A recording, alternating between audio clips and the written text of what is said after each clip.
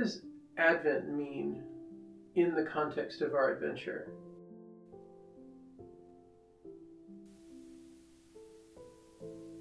One of the most powerful images of Advent for me is a Rachel Naomi Raymond story. She's an adolescent, I think. Goes shopping with cousins and her mom, and they're like on Fifth Avenue or something, and they're going Christmas shopping. And Rachel Naomi Raymond notices like 2 blades of grass coming through a crack on the sidewalk that they're walking on. And she's a mystic in her own awkward adolescent way. And she's completely taken by, stunned, humbled, disbelieving,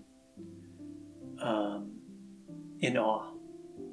December, New York, sidewalk, concrete, blades of grass.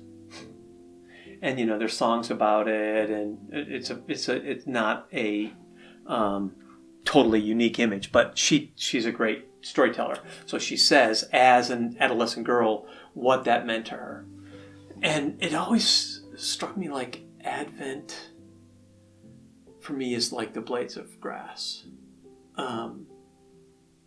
We domesticate and punyize both our theology and our rituals and our sacramental imaginations.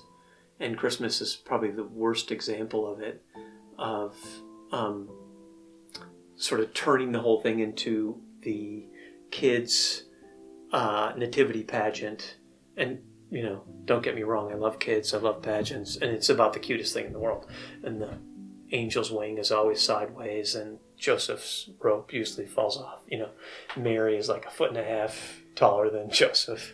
The baby is upside down. I mean, there's a lot to love about the basic Christmas pageant, but that's where we leave it. And part of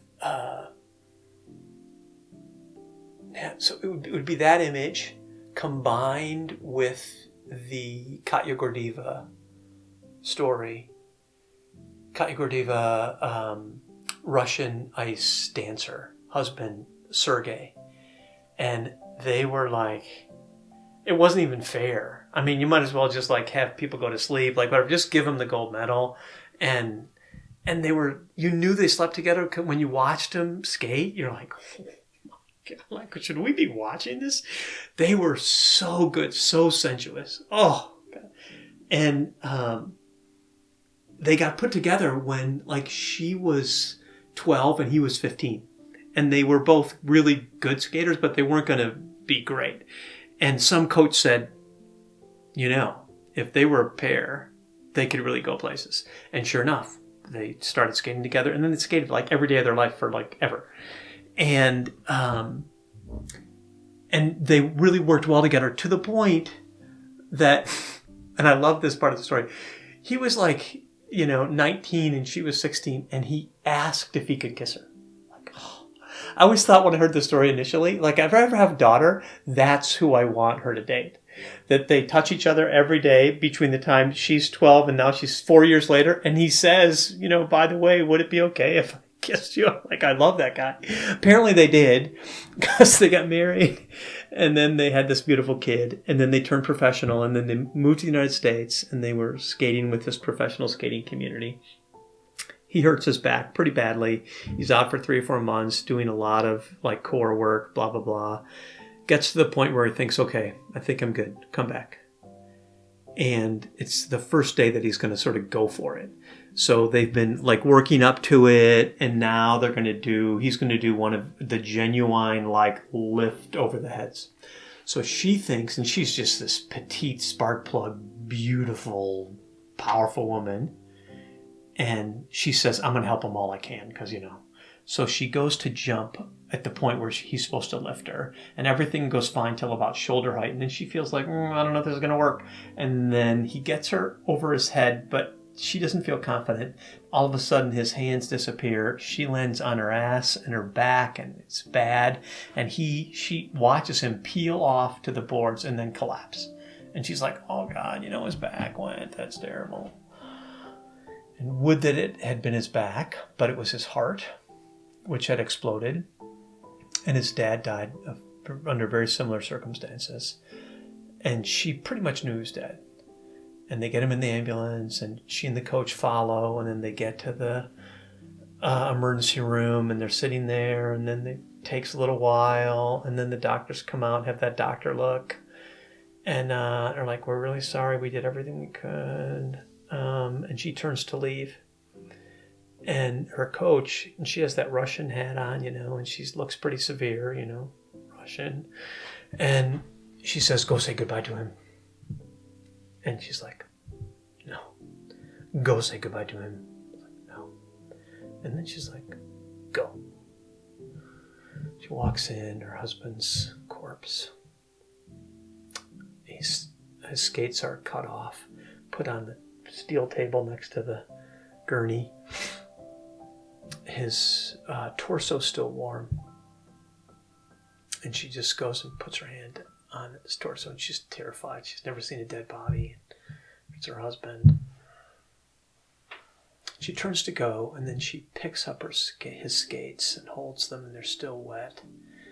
And she puts her hand on his heart and leans down, kisses him, says she loves him, thanks him, and then says, no one else will ever touch me on the ice. She leaves. She goes home to Russia. Hangs up her skates and his skates next to each other. She doesn't skate for months. She has not skated in 2 consecutive days in her living memory. And then her parents are with her. They're helping her take care of the kids. She's like, what am I going to do? I'm 32 years old. I have no husband, no partner. And they call her from the skating community in New York. And they're like, hey, Katya, how are you? Blah, blah, blah. Listen, this is a little awkward, but we want to have a night of a tribute to you and Sergey. And the skating community just wants to thank you for your beauty and all that you've contributed. And we'd love for you to come if you're... And she says, I'll skate. And they're like, no, you don't have to skate. And they all know she hadn't skated at all. The thing's in like 3 weeks. Like, no, I'll skate. Oh, skate if you want, that's great. She calls the Russian Orthodox priest after she hangs up. She's like, is it okay to grieve and skate? He's like, oh, is grieve and skate a very good combination. Do that. I love that guy. So she has to practice. So she gets her skates. She goes to the rink where she grew up skating as a little girl.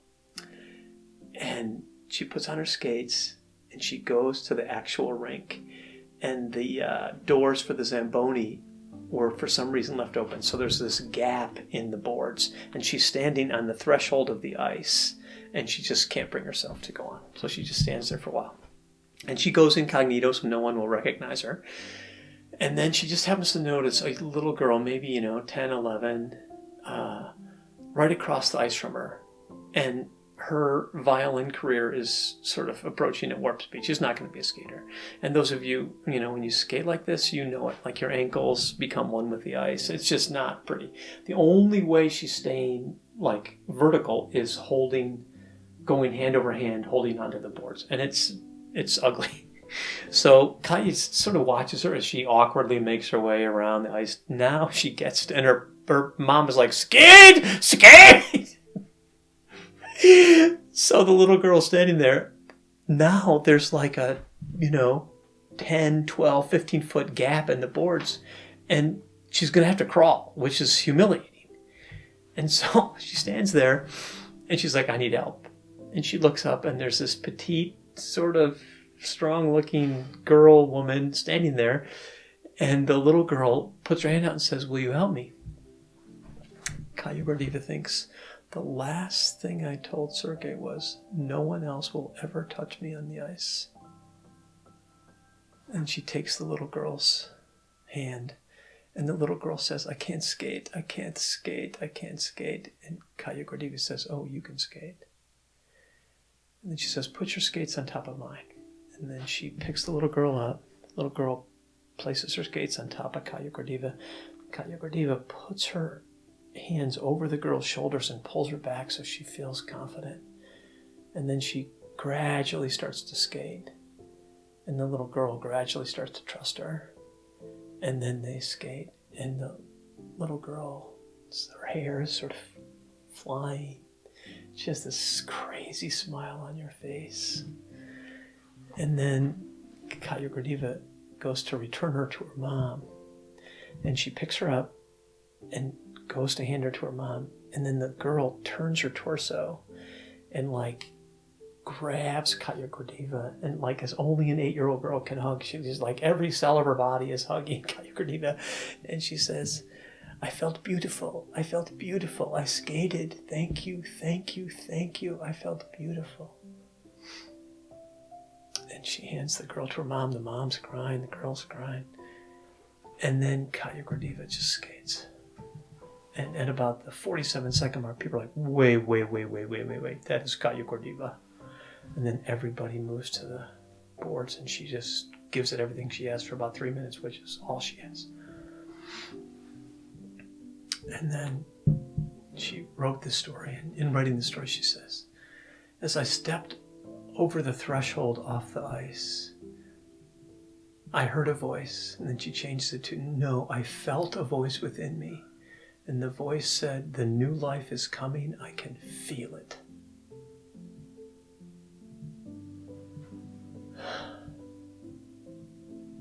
For me, Advent is, do we believe that new life can be birthed in us?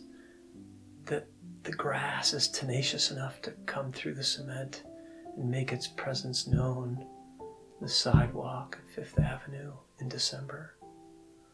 Or that a newly widowed young woman can break her surface promise to her husband and affirm her love for her husband by skating with a new partner? Another element of that story is it's so full of surprise. So the pilgrimage is, am I willing to be surprised today? Am I willing to answer my own question, where's the grace? Where's the grace? And answering the question is Advent. I believe in grace. I don't see it today, but I believe in grace. Something's going to be born. Something's going to conceive in me, in the world, in this church, in this pilgrimage. It's going to be a birth. Something's going to be born.